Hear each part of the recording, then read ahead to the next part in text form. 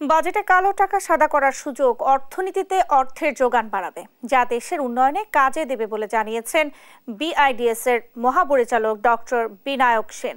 বিকেলে প্রস্তাবিত বাজেট ও বাংলাদেশের অর্থনীতির মধ্যমেয়াদী প্রেক্ষিত শীর্ষ আলোচনায় এ কথা বলেন তিনি। জানান, চলমান মূল্যস্ফীতি কমাতে সামাজিক সুরক্ষা খাত যথেষ্ট ভূমিকা পালন করবে।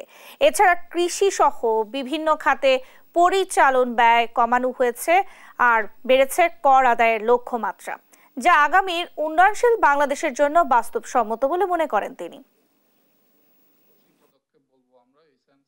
কারো কারো হয়তো অপ্রদর্শিত আয়, সেটা সে গ্যাম্বলিং করে সে উপার্জন করেছে, সে এখন সুযোগ পাচ্ছে সে এটা প্রদর্শন করার।